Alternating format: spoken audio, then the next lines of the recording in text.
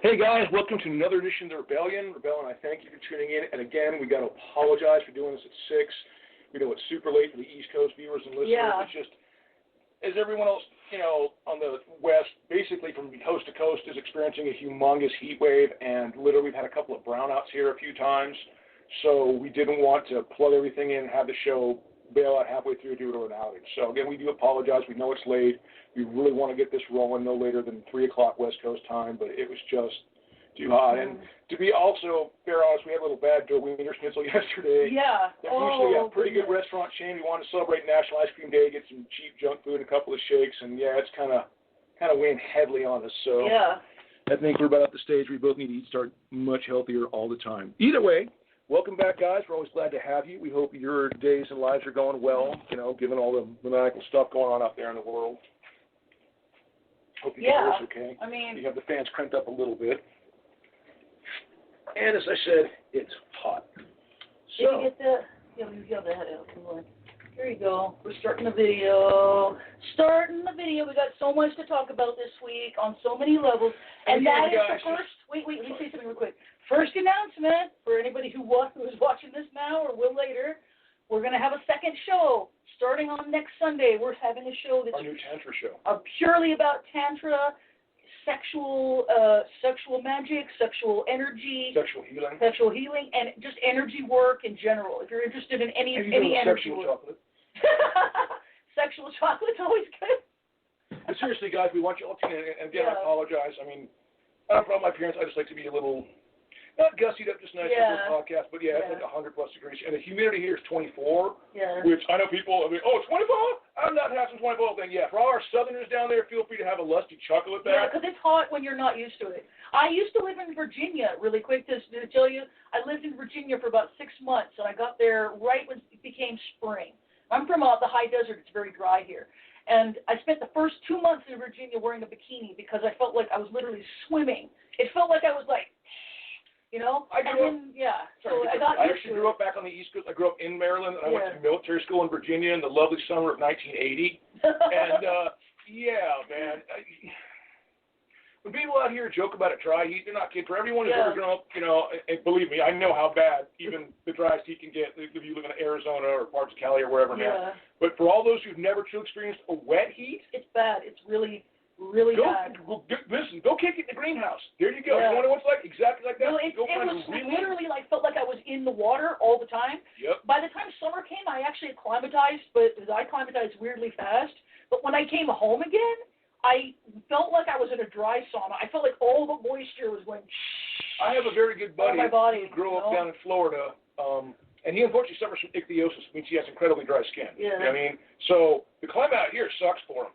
Out there it's great. It's always nice and damp. His skin doesn't get itchy. Yeah. But a lot of people that grew up back on the East and they come out here for the first time, first summer months and stuff, your skin, you know what I mean? And I had a girlfriend who with her husband out in New Mexico, was born and raised in California. Yeah. And just between the extra dryness and, of course, the elevation, which takes away a lot of humidity as well, she's constantly got to lotion herself 2 or 3 times a day. Real quick, though, there's actually a really big plus side to the heat, though. If you're trying to ascend, if you're trying like I am, to achieve Taoist Immortality, which is actually, I'll talk about what that means, because it doesn't necessarily mean you just want to be immortal. It's actually mostly spiritual immortality, but if you achieve it, you can stay ageless for as long as you want. You can live in your body for as long as you want, or for as short as you want. Most people who achieve it, in the olden days, they used to live a very long time, and there are a few real immortals apparently out there in the world. But for the most part, people who achieve it just want to stay youthful for their lifetime. And when you die, you don't have to reincarnate. You actually go up to the 4th dimension. It's actually a way of ascending just on your own without having to wait. Yeah. You don't have to, these people who did it in the past didn't have to wait for ascension. They just did the work and ascended themselves. Okay? So that's basically what it's about. But if you're trying to do that, the heat actually does help you. It's your body needs to be in natural heats and colds. It sucks, but it's kind of the case. Oh, the Wim Hof thing. Hey, kudos to Wim, by the way. For those who don't know about the Iceman. Oh, Wim Hof knows his stuff. I'm going to see if there's any more people who want to show up.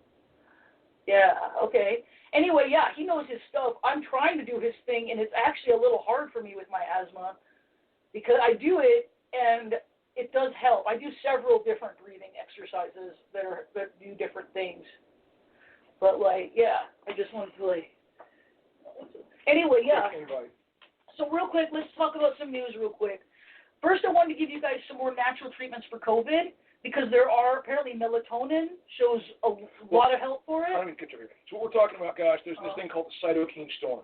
Okay. And what happens is your body will put out cytokines because inflammation actually is the way your body deals with bacteria and stress. Okay? Yeah. And that's what cytokines are. They produce inflammation for a very good reason. The problem is what COVID does is a thing called a cytokine storm, where your body just goes into fucking inflammation overload. And things that shouldn't be inflamed not only are inflamed, but everything around them is inflamed and way more. And inflammation, even though it can be healing, can also be very destructive, like anything else. So the point is that you really want to bring down those cytokine levels, and the things that we found that do it the best are CBD, CBD and melatonin. Has been proven to really, really help with COVID. Really, just with the symptoms, with the inflammation, a lot, and melatonin as well. Go ahead. Sorry. No, you can't. The United Kingdom has always been kind of reticent to talk beneficially about cannabis, and I understand that it's a lot of history, scientifically, culturally, politically, whatever. But my point is that they are very, very reticent and almost loath to give it the kind of thumbs up. So when you hear massive UK scientists telling you that CBD is very beneficial at cutting down the cytokine storm, that means that they did every peer review possible trying to negate this shit, and they're like, no, we got to do it. They don't like cannabis in the UK. For one thing, it really frees your mind. Cannabis makes you question your reality, and things are very. It's the remnants of an empire that has a lot of classism and a lot of things in it. They don't like it there. They really don't want it there. It's not as pertinent now because most of us aren't actually being employed or tested. Be very careful. Unfortunately, apparently, a lot of the CBD products out there do contain more than trace amounts of THC, because they're all going to contain trace. I mean, it's kind of like decaffeinating your coffee, or whatever. But there's some that have a lot more THC than they should.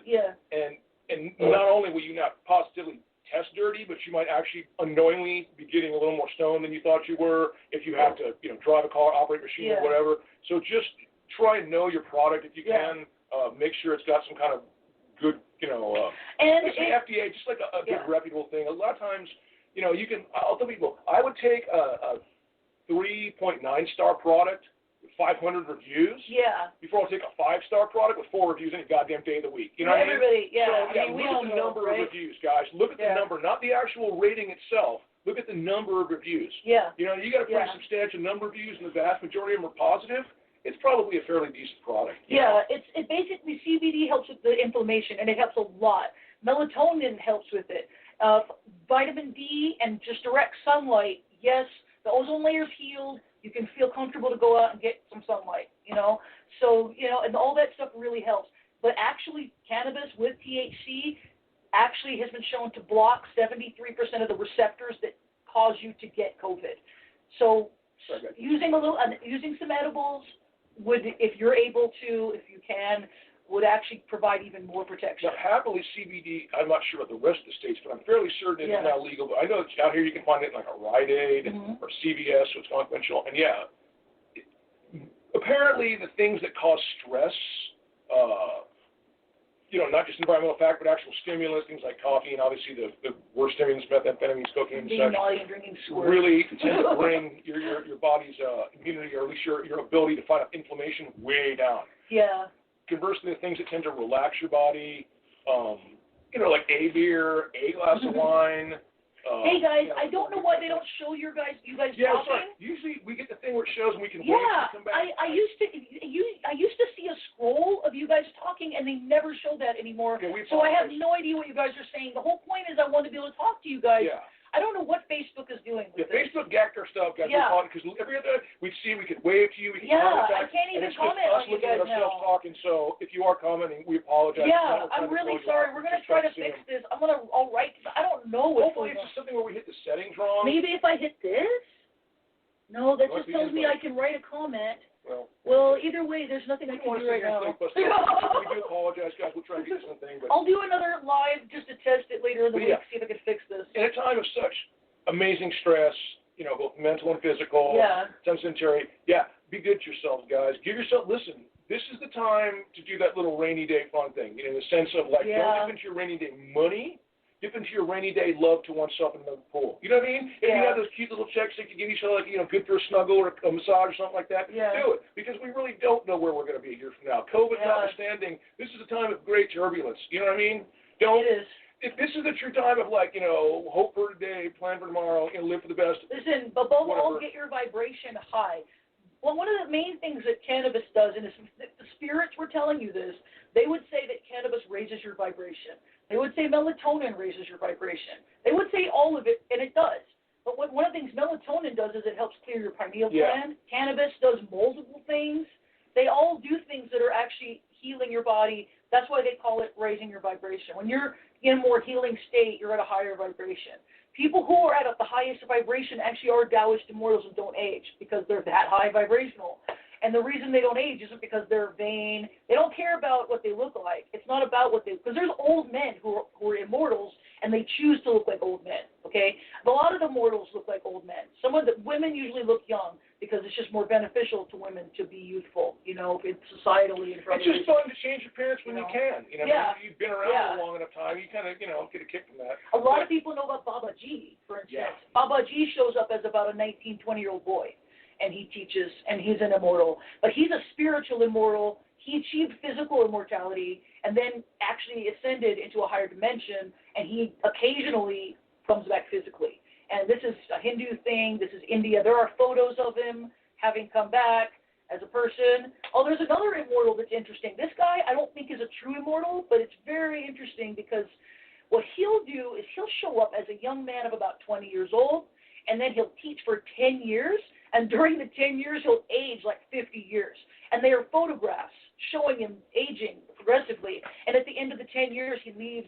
And he goes to somewhere like Shambhala in the inner earth where time doesn't exist. Apparently, he's spiritual enough that he's welcome there, but he's not a true immortal in that he can walk the face of the earth and maintain it. Because the energy it takes for him to come out here and give is a lot. But, it's most of the immortals that are really real are quiet and they never let you know anything about them. You can actually talk to them fairly easily as long as you're very respectful and calm. And Oh, yeah. As if they're ascended masters. Again, so you can speak to them in your mind. It's usually easier to be kind of like relaxing, kind of send the hey, like they say, it's a spiritual email, like rather than actually want to knock it on the cave door, so to speak. Yeah. Just set up a flare. Be like, they see it, they go, hey. Half the time when people are talking to Tote, they're talking to an ascended master who is an incarnation of Tote.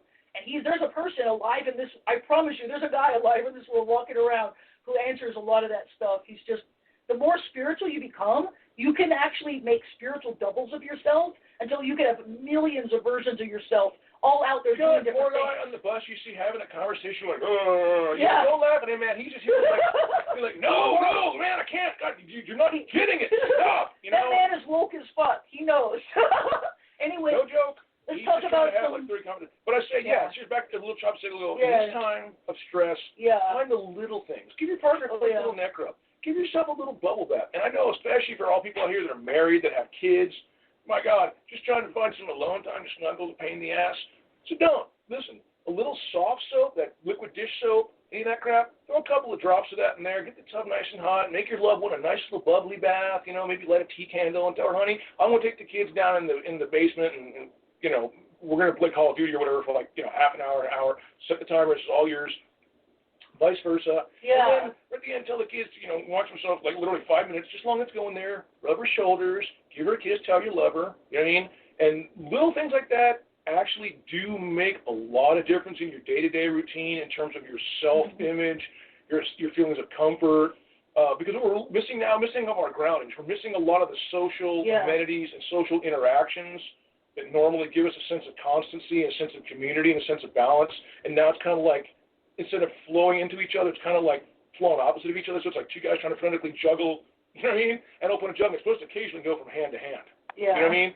So since you don't have that in the external world as much as you used to, it's kind of trying to bring it inside your house, if at all possible. You know what I mean? And just do little things like that. I'm sure people have been doing this all along, making little tent forts in the living room and stuff. Yeah. But it's just important to have fun. Have some fun, guys.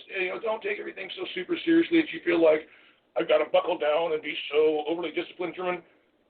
It's a shit show right now, man. No one knows what's going on. We're all dealing with a completely and utterly unpredictable level of reality. And understand that and be okay with yourself for it, man. This has never happened in history this way. It happened other ways in other parts of history, but this reality is unique. It is this time, in this particular circumstance, that's so true. with this set of technological imperatives and everything else, all right? So literally acknowledge that you are in that time people will talk about years from now. Did you live through the blank? Yeah, I did. I lived through the COVID. It's like they'll say the Depression or Prohibition or that shit. So document this shit. Take some stories. Yeah. You know, we've been doing a lot. Ironically, because we work at Universal, we're looking at old footage from Universal Studios tours from the late 70s and shit. Because we were both kids then and we dug it. You'd be surprised how much of your old family footage that you think is useless and stupid and goofy would bring so much pleasure. Seriously, people watch those old videos. It's nice to see them. Because you're showing them a time and a place that doesn't exist anymore. Another thing we like to do is we like to watch rides, like on YouTube. Just watch the ride. It's the next best thing to be able to go on a ride and get out of the house. And especially something that you loved a lot. It's gone. The future's long gone. A lot of these things that we grew up with are gone. And that's the point. What's here now is gone. It's here now. But the past is always the future. Do you see what I'm saying? Yeah. Just like we look back now. So know now that that's going to be your past then, and appreciate it, and document as much as possible so you can show whoever, your friends, your family, rogue strangers you know nothing about. Hey, guys. I'm just trying to check to see if we can. It's hard to talk with something else right now. Document this stuff for the future ages because it's going to be very important and precious to lots of people. I'm just going to write, hey, guys, and see if I get it. If it comes.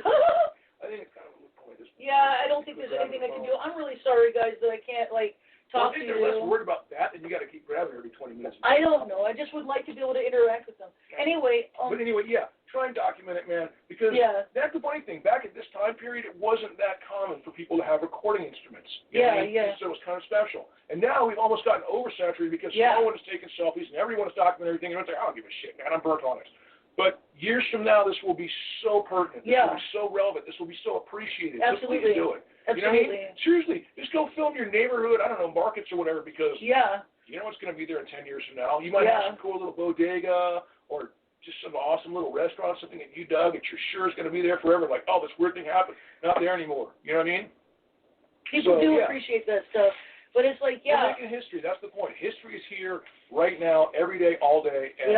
And be proud of yourselves, too, because look how much we're accomplishing. Look how much of the past century that brought so much horror and pain and suffering is finally being dealt with. People are going, nah, man, we've sat on the pressure cooker too long.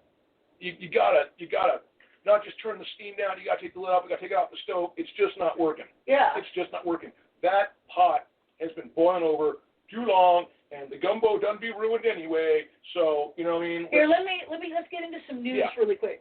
First of all, the vans at the front. Fucking Trump has been sending black unmarked vans to grab people off the streets in Portland, Oregon. I don't know if you've heard this, and according to what my son just told me, he showed me what it was about. He showed me a website.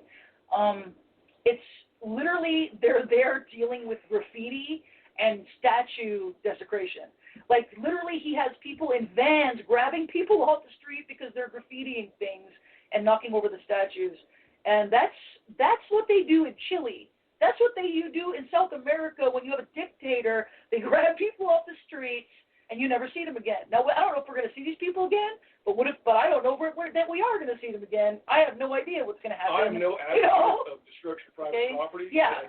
I mean, obviously. I get when you're fucking up federal property across the big line, but there's a huge difference between having someone arrest you that walks up to you wearing a badge, has a name tag, reads you your rights, goes through all the process of an actual arrest, and having someone literally snatch you off the fucking street and chuck you in a van. Yeah, that is the complete and utter not elimination. America. No, not only that, it's the complete and utter elimination of due process. It is. We should all be fucking angry about. That's what I'm saying. That's not America. That's not America. I don't care what's going on in the street. These people deserve due process. They deserve the cops to should read them their rights. They should know what they're going. They should know where they're going. We don't know where they went either. Did anyone see Captain Portland? See, I just heard the story. I'm like, oh, 53-year-old guy. Well, that's my age, man. Yeah, I'm an old cat, guys. I know I look young and I appreciate it. Thank you. But yeah, I'm an old dude.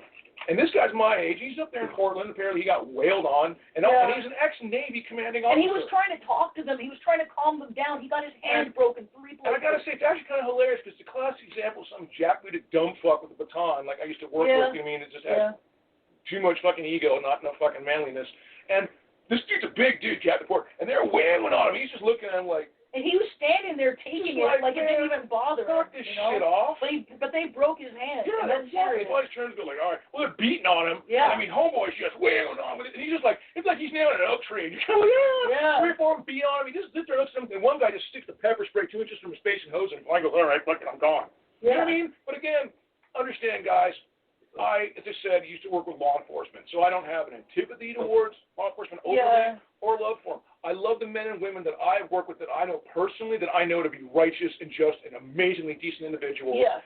And there's people out there that are like, oh, it's your karma, homie, man. You're going to do what you're going to do, okay? I mean, but we don't listen. Systemic racism is a real thing. But the point is, all my life, I kind of fall somewhere. If you're all Johnny Cash fans, I fall somewhere between Highway Patrolman and Jacob Green. And for everyone who's never heard the song Jacob Green, please listen to it, play it, know it, and spread it. It's an awesome song about a young man who basically gets chucked in jail because they beat him and abuse him so horribly he fucking kills himself. That's a real true story. Because he was too afraid to go to trial, and he was so abused, They and beat he him, felt so bad. they took his clothing, left him naked, shaved his head, so he hung himself in his fucking cell. Okay?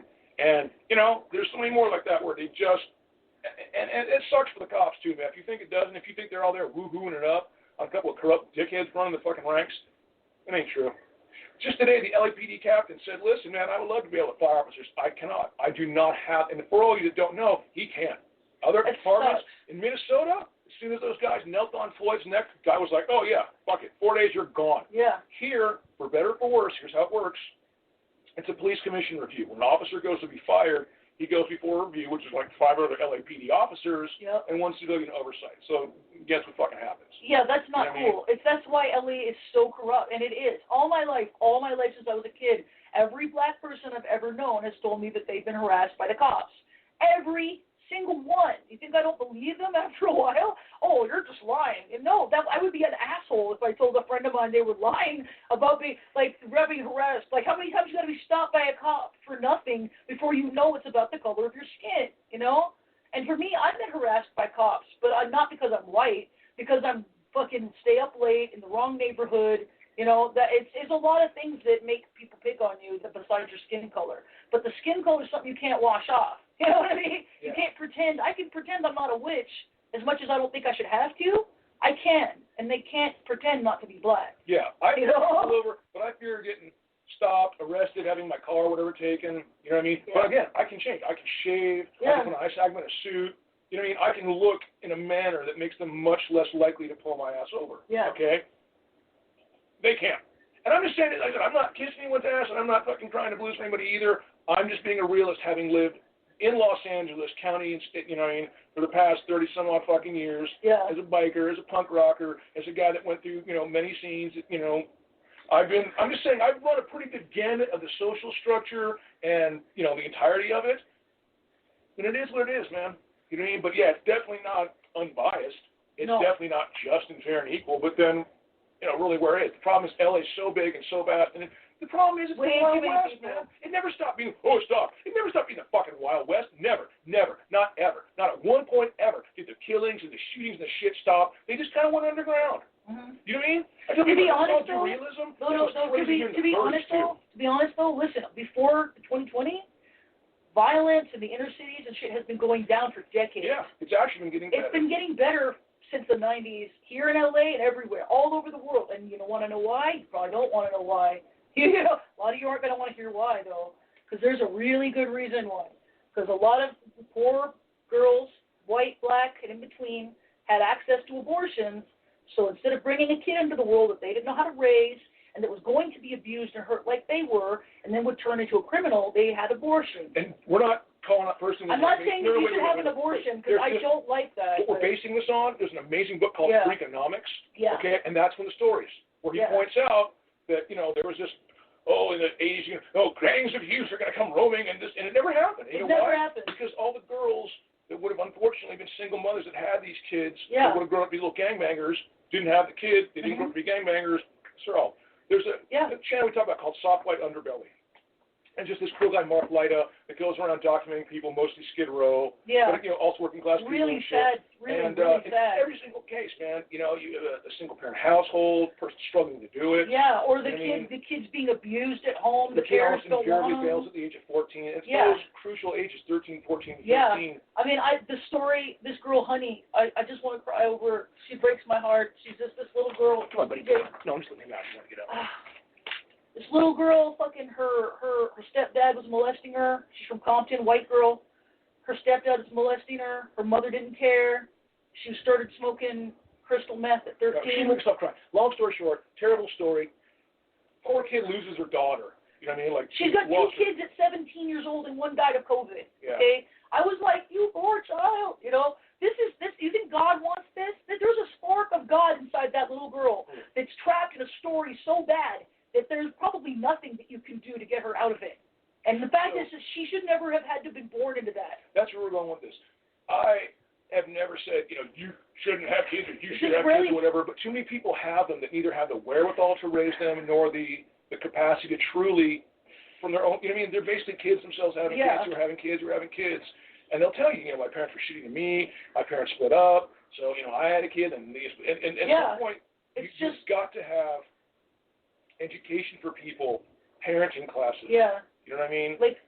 Dialogue, community outreach places so people can talk to. And birth control needs to be de rigueur from everybody should just be using birth control whenever they have sex. It's just silly. I completely understand those who hate abortion. I hate it too. I do hate it. I do hate it. It's awful. I would never want to have one. It's awful. Okay. I won't advocate it. I won't advocate against it. All I'm going to say is that those who say no abortions under any circumstance, it's horrible, I'm okay with that, man. But are you going to help raise that child when he or she grows up in an impoverished environment, in a fucked up neighborhood, okay, with no real decent family members, no social structure, no shit? Because basically you care about them till they're, about 8 or 9. After that, they can go fuck themselves as far as I can see from your particular point of view, okay? And that's not fair. That's not right. That's not just. That's not decent. I mean, we need to make sure that kids are born into situations where they're happy, where they're wanted. If you want there to be kids, if you insist on that, that's fine. I don't begrudge that. I think that is the ultimate thing as a Christian, whatever religion it is. But please understand, it doesn't end at pregnancy or conception. It doesn't end when the kid turns 9. It's a life or a lifetime. Yeah. For a lifetime. Okay? And if you've never met some 60-year-old crackhead who's been doing that shit for 40 years or whatever because they were just unwanted since the time they were a teen, or never seen them in jail or prison, okay, that's why. You never had to deal with it. You never had to face it. You never had to look another human being in their face and see that misery and sorrow in their eyes and understand they told you they wish they'd never been born. It wasn't some hyperbole. It wasn't like, oh, you've never been born. It's a calm statement of fact. Oh, she's never been born. There's nothing emotional behind it. It's purely logical at this point, guys. Okay? You know what I mean? So, have a little sympathy for those that are out there, man, because there's so many of them. There are so many. Another lady. There's tent cities popping up all over here in the Antelope Valley. Another lady, real quick. Older lady, been on the street since she was 14. She was abused as a young girl, and that's important because when you're a young woman, and this is something that you probably don't know, a lot of you don't know, if you're a young woman and you get abused and you're in a high-stress situation for a long time, your body, your adrenal glands will start putting out testosterone. No, androgens, which are a male hormone, but they're very common in both men and women. It's the opposite of estrogen. Yeah. What it does is, though, it makes your bones very strong. It makes your muscles very strong. It makes you a little stronger. Sometimes it gives you a deeper voice. Sometimes women will even grow a beard later in life from it. That's why a lot of women have beards and they wax them and stuff. They actually were probably abused a bit. Anyway, this lady went through that, and because she's a little stronger, this woman has basically taken down 4 serial killers because she's a crackhead who goes with guys, and these guys were serial killers, and she was strong enough to survive and went to the top.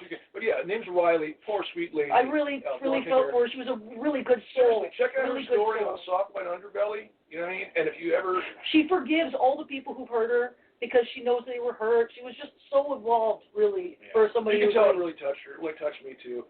But sorry, it really makes me sad because this is the world we live in, and this is why things have to change because so many people suffer like that. So many people suffer, but we don't have to. It's all because we tell we've gotten ourselves into this place where we've told ourselves these crazy stories for so long that there are people stuck now in these situations, and none of us can really help, except a little bit, and it's not right. The world has to change. But like a lot of things said, so much of this problem is it's out of sight, out of mind. People don't think about it. They don't reflect on it. They don't reverberate on it, so nothing ever happens. So I know it sounds like a trite thing to say, but honestly, the simple act of watching one of these videos, seeing it, feeling that human compassion, will put that out there into the is to be. It does. I mean? It's important that people know these people exist and that they're good people. Because you'll look at them and you'll judge them and hate them. And the truth is most of them didn't have a choice. Most of them are good people who were really hurt from birth. You understand, I don't know this dude from Adam. I've never met him. I've only watched his channel. We just like his channel. So if you happen to be out there and anyone knows him, tell him to send me a kite, man. I'll say, hello, how you doing, man? Really like what your shit is. You're a good dude. Appreciate it. But there's some nice stories in there, too. There's a cool miner. Homeboy's a miner from West Virginia. Yeah, I'm sorry, I'm dropping back my natural Appalachian twang. I got that. West Virginia. He's from Maryland originally. This guy's a cool guy, man. He'd done some stuff for the Marines. He had been a cop for a lot of years, right? And he would rather go down in the mines and work than do fast food.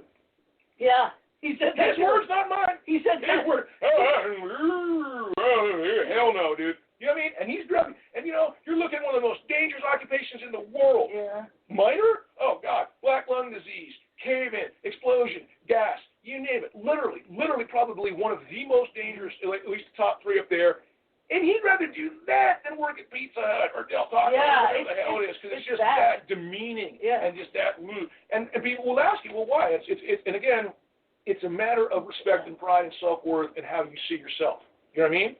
I knew people that loved working at the Starbucks up at Universal Studios because it was, Starbucks at Universal. Yeah. And you could say that. And then same dude, man, a little different Starbucks in a crappy little seedy corner of North Hollywood, like, oh, man, Because, again, you can't feel the same level of self-respect in that environment that you could in this one. And they're willing to, give up. Yeah. A lot of people will do jobs that might seem really onerous or negative or horrible because they actually feel a better sense of self and more commonality. And that's part of it. In a fast food environment, this guy doesn't have any bros. But in that mining thing, he's got a brotherhood.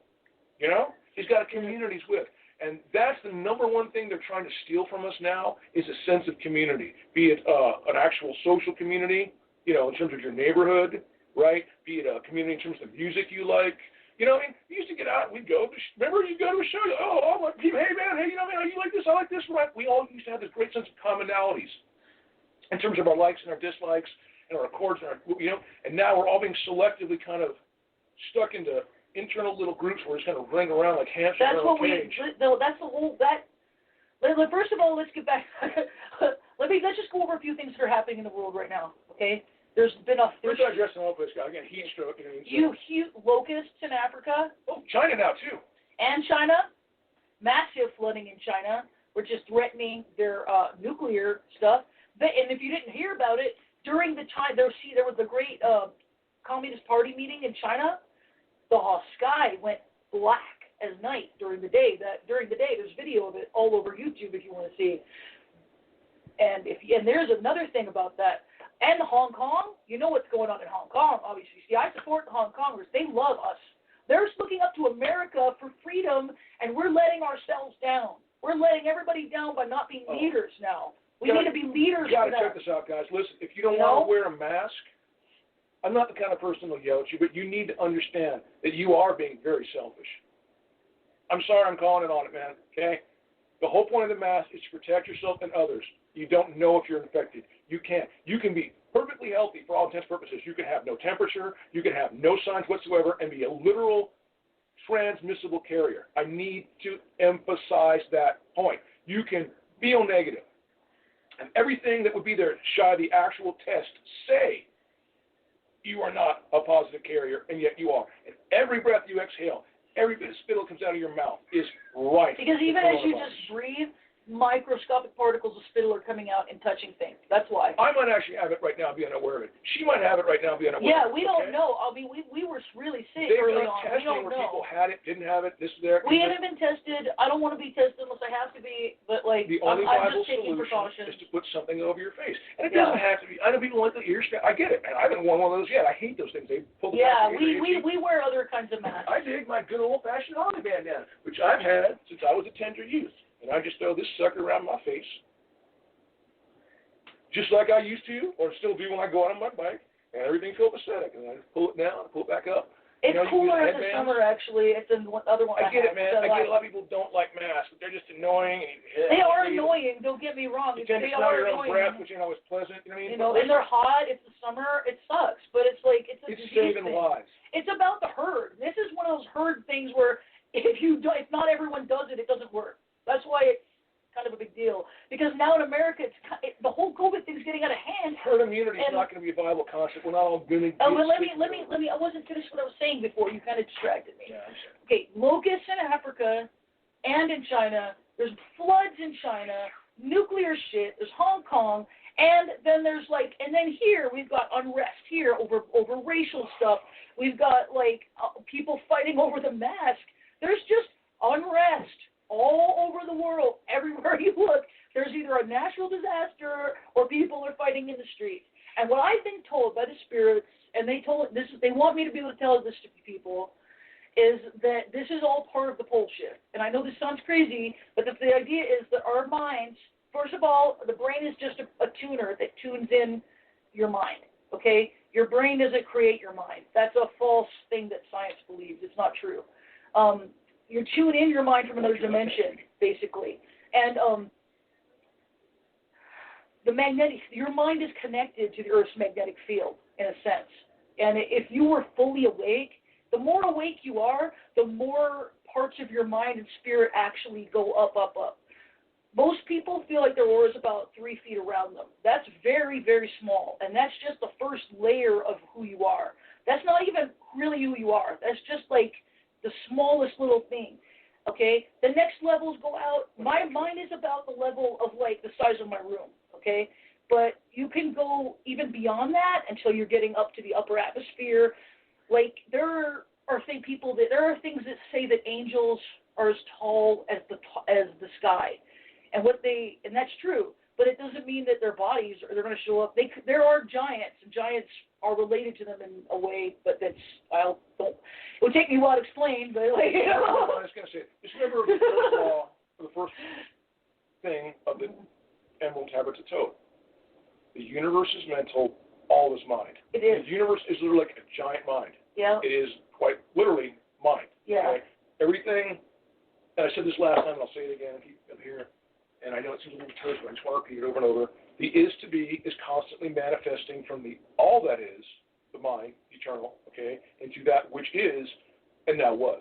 And I say our perception of time, in order to experience things and go, we're kind of like a little moving car moving forward, right? Yeah. And that's the physical body, everything that accompanies it.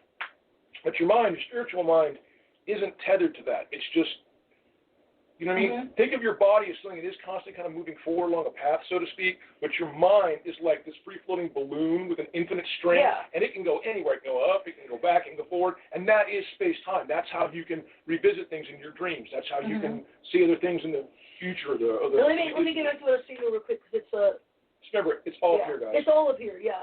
But here's the thing. You perceive it to be, you perceive your aura to be here.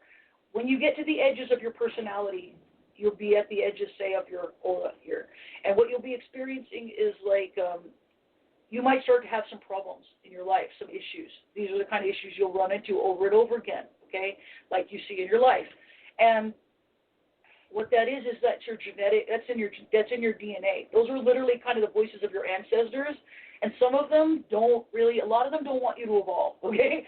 There's a lot of people who work with their ancestors who are like, oh, my ancestors love me. And they do love you. They do love you. But their goal is to keep the family line going, and their goal is to have you be with them.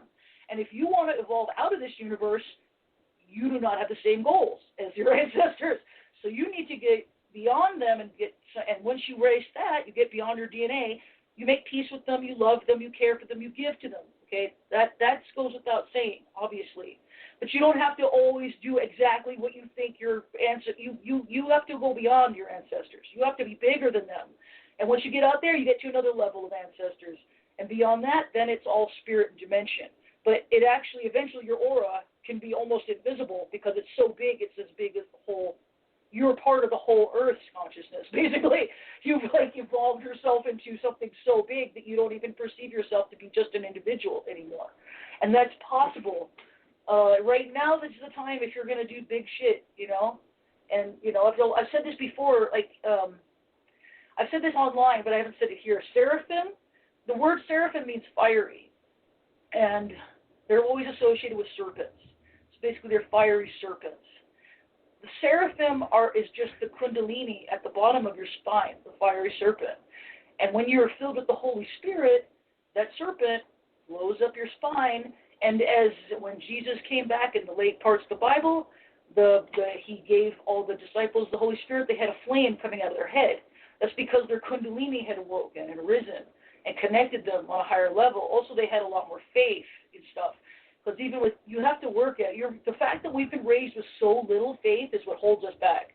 Okay, people in Nepal and stuff believe in miracles, and miracles happen to them. Okay, like I had an Indonesian teacher who told me about a festival where a bunch of guys dug themselves into the rice paddies and buried themselves alive for like 12 hours. Because they were possessed by like the spirits of pigs or something that was part of the ritual, and they went and they stayed there for 12 hours, and they were totally covered with no oxygen. They should have been dead, but they came out alive. And one of the things that was unique about this, and there's other cases that say this too, the top of their head where the sutures come together was burning hot, and I really believe that this is the key to it. Okay, that there's a connection being made through your crown chakra that is connecting you to another dimensions and that is giving you abilities like this, okay? But anyway, what we can do for ourselves now, breath work, is Wim Hof I highly suggest, but there are other forms of breath work. The one I've been teaching is the infinite breath. You breathe in, and as you breathe in, you feel a white light. You feel your whole heart chakra, white light, white light, white light. And it goes and you see it go up your spine, loop around and into your heart. And as you breathe out, it goes down your spine and does the same, loops back in. And it just breathe in, visualize, let it go down. Breathe in, that's going to fill your heart with light.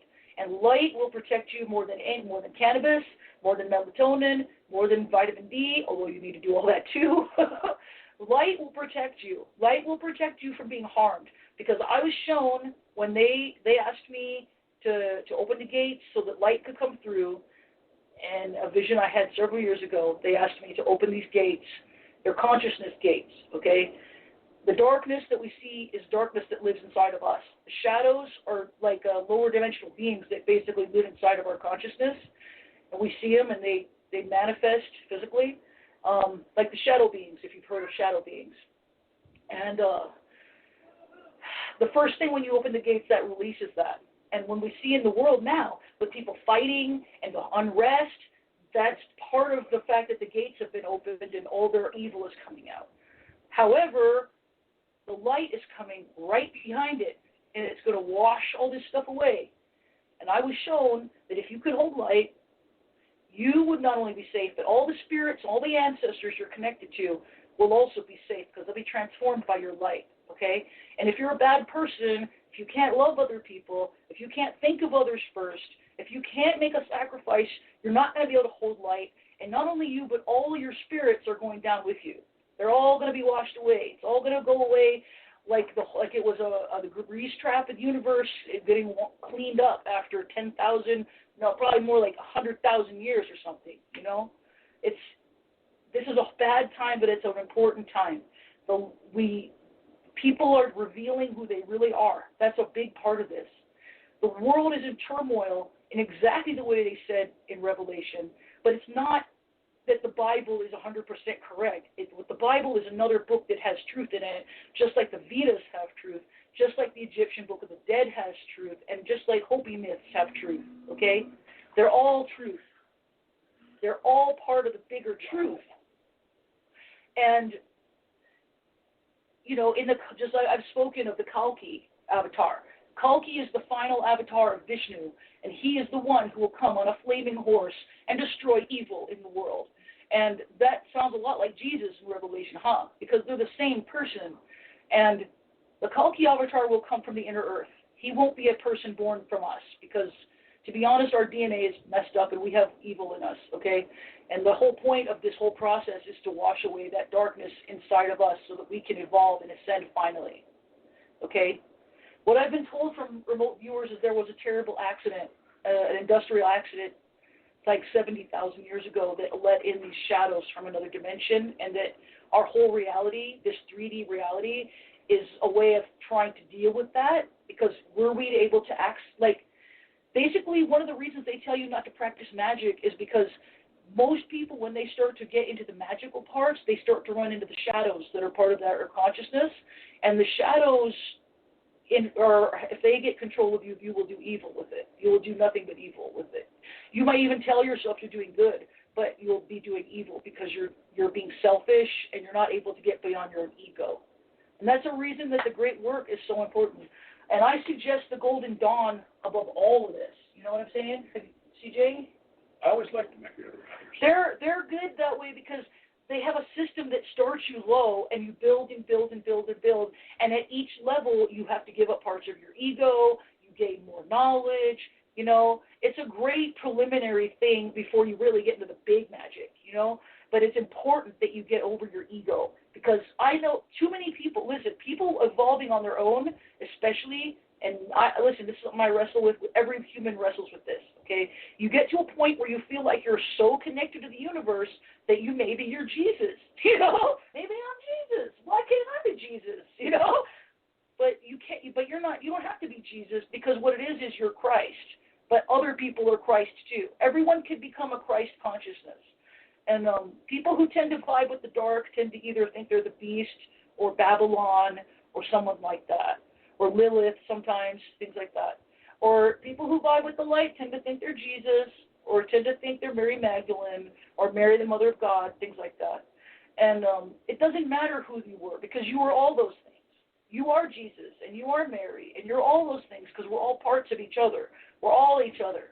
So any life that you think you vibe with, you have lived. If you choose to believe that you have, your consciousness can connect to that life. We're literally just one big being. And as we work and evolve ourselves, we can separate ourselves and individuate into our own little being. But not everybody does, and not everybody wants to, you know? And that's okay, because the goddess is already a powerful being. And if you just go back to being part of her, that's fine, you know? There's nothing wrong with that, you know? I'm sorry if I'm talking too much. Well, no, it's okay. Go ahead. I'm sorry. What? I mean, I'm not mad. Okay. Just let me go ahead. I really, okay, I got to get back on some tracks. Anyway, the whole thing is I was shown that we were going to be locked down after the wall. You know, they were showing me it's all going to go down really fast now. It's going down really fast now. I never thought it was going to be a disease, but the disease is now locking us down. It's literally happening just as they showed me it would happen. And I don't know what the next thing is going to be. I know I have been told that in December something good is going to happen. Like light, beautiful, something Christ consciousness is going to happen in December. So, and I have been told to watch August, but I don't know if it's good or bad in August. It's going to get really crazy, but I have been told if you're a good person and if you could hold the light, and I highly suggest you doing that breathing, the breathing stuff, okay? Breathe in the light every day, 5 minutes in the morning, 5 minutes at night. Just do a little bit of that. And then when you're ready, you can move on to something more, you know? There are other things I can teach you, too. When we do the Tantra show, that one will be all about energy work and different stuff like that. We'll even maybe demonstrate a little bit, you know, with clothes on, of course, but we'll show you maybe yab-yum and some things that are interesting, that are sexy. But, like, it's important right now that you spend some time in prayer and meditation, okay? Just breathing in the light is a great start, okay? And you pray to whoever you want, but don't pray to source. Pray to the God consciousness that's inside of you if you want to. But, you know, if you're not somebody who likes the church, it's not about the church. It's about truth and lies. okay? This world is built, the world that we live in, as in the human systems that have been built up, are basically built on a series of lies and traumas that we all go through. There's a lot in media programming, things like that, and it would take a lot of time to explain it. I don't think I have that much time. But we have been dug into a very deep hole, which is why slowly, piece by piece, all these things are going to get washed away. We're going to start seeing truth. This is one of the, even the free the nipple thing is part of it. Because actually the fact that people feel like they have to wear clothes, or they'll be shamed, or they'll be dirty, is a huge psychological thing. Okay. Yeah, I'm sorry, I was trying to... I know, just... I was trying to let you... Stop talking and let me make my point. Okay. There was a video recently where some woman was lambasting a young Mexican, I believe, in New York. You know, you need to put it... She's wearing a bikini that was somewhat skimpy and revealing, and the woman's like, you know, my boys are staring at you. You know, you need to do this, that. Good now, point. the way I was raised with very European cultured parents was, you know, the human body is nothing to be ashamed of, nor is it something to be leered at. This is a very American characteristic, unfortunately. We're very sex-obsessed. You know, we don't have a problem with violence, but we think sex is horribly dirty. My parents had much more of a European attitude. They didn't consider sex to be filthy or dirty, but they did consider violence to be filthy and dirty and abhorrent, as they should, you know. Again, as I said, my dad's an international doctor. My mom worked as a clinician and administrative assistant, so they were pretty high up there in the federal government and healthcare. So they didn't have time for that kind of an idiot mentality. They didn't want to be ashamed. They didn't want others to be ashamed. And to all the people out there who are like, oh, my child can see this or that, well, that's the point. It's your child. It's your child. You're supposed to be the parent. You're supposed to raise them to understand that, hey, that young woman is nothing to be ogled at, okay? She's got a beautiful body. That's fine. But no, this woman is ashamed of her body. She's ashamed of everyone's body. She doesn't like hers. She doesn't want you to like yours. So she's going to tell this young girl, no, you need... Now, again, if she was exposing herself, I got it. She's just wearing a relatively skimpy bikini, okay? And she's already talked to the people at the beach. Is this okay? Yeah. Is this perfectly in line with protocol? But this one woman felt it incumbent upon herself to say, no, I don't like what you're doing, and I feel that gives me the right to tell you, you need to stop. It's hard. It's our culture makes it. Sorry. I'll let you go for 10 minutes straight. Sorry. Just let me go. Okay. People do not have the right to tell others from a moral point of view that their morality supersedes legality. It does not. Okay? You don't have the right to tell someone, I don't like what you're doing, and I feel that dislike gives me the right and actually the moral authority to tell you you need to change or stop what you're doing. The human body is nothing to be ashamed of. It never has been, it never should be, and hopefully never will be. Okay? But this is the problem. Too many people can't differentiate between freedom and license, and too many people are too insistent on taking other people's rights away from them because they don't like it. That's the whole point of the world, tolerance. Okay? People have mistaken what tolerance means. To tolerate something means to put up with something you really don't like. You might actually hate that shit. That's what tolerance means. Yeah. I don't like that, man, but I'm not going to threaten you, hurt you. I'm going to allow it. That's one of the things tolerance. that ostensibly our That's country is based on. Okay? Tolerance. Yeah, people can use simple tolerance. I don't have to accept you if I don't like you or don't like what you do. Anymore, you have to accept me. What we do have to do is tolerate one another. Civilization is an expedient whereby humans may live peaceably with one another. As such, those who do not obey its laws or strictures have no place in the shelter of its walls. And again, if you think that the laws themselves are unjust or whatever, fine, fight them. But the point is, too many people now are playing point the finger at everybody else over relatively trivial shit. And they should be pointing the finger at themselves and asking them what they could be doing to help make the world a better place. Enough said. I just wanted to make one point about that. That was the point I was trying to get to. Is like, okay, we have this.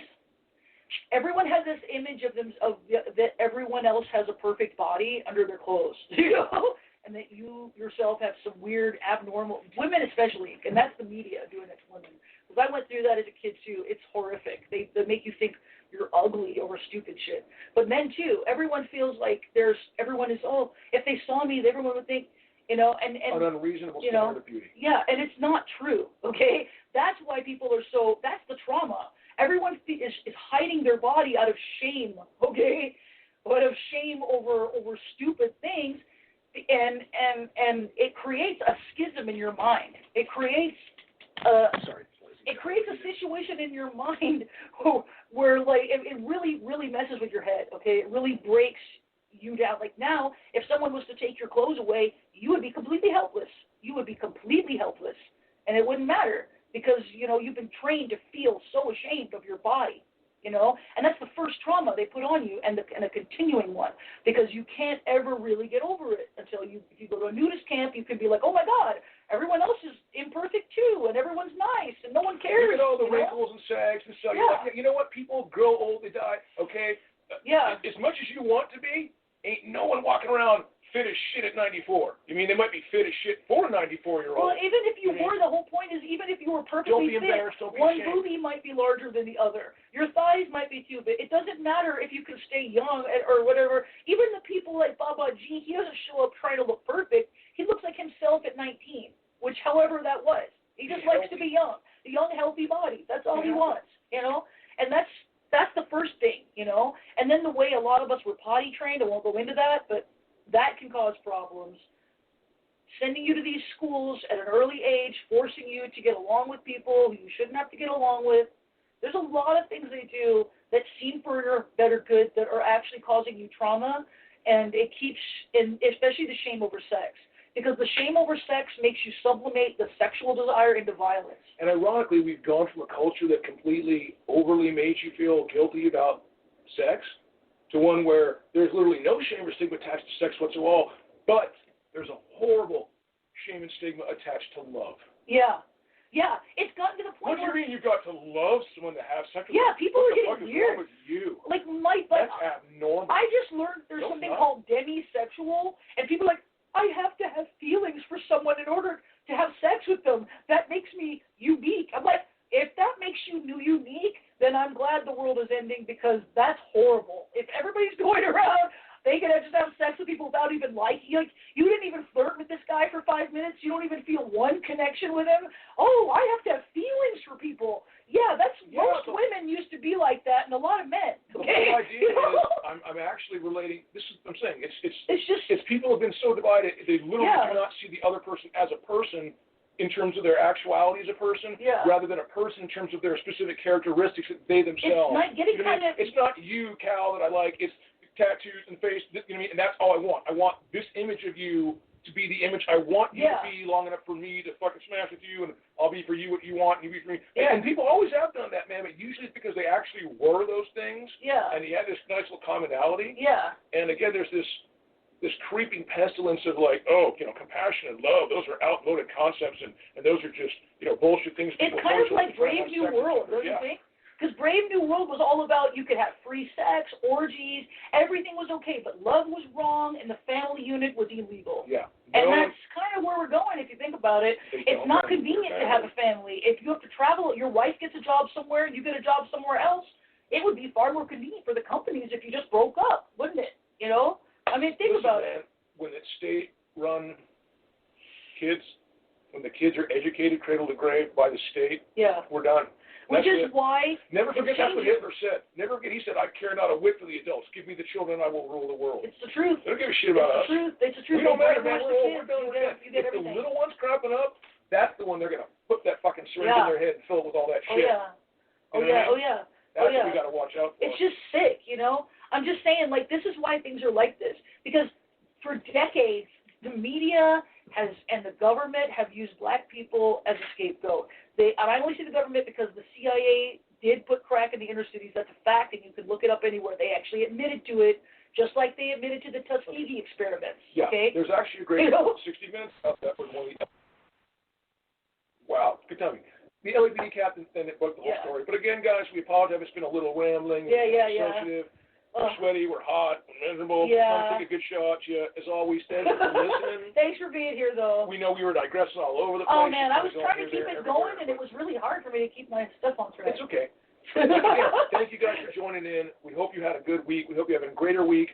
Upshot is be happy, be healthy, be good to one another, be good to yourself, guys. The world is changing. You keep the light in your heart, and you stay safe. And you make it through this. That's what's going to happen. It's changing the world, changing too. It's going to be okay. It's changing It's going to be a better world. It's going to be a better world. After all this washes away, it's going to be a better world, okay? we got to hold on, and we got to be the ones to build it. Hey, it's a dirty world. Somebody's got to be the broom. That's right. Bye-bye. Have a good day, guys. Bye, guys. It's nice having you here. And on that note, ladies and gentlemen, we bid you a civil adieu. It was okay. I didn't mean to go off like that. I was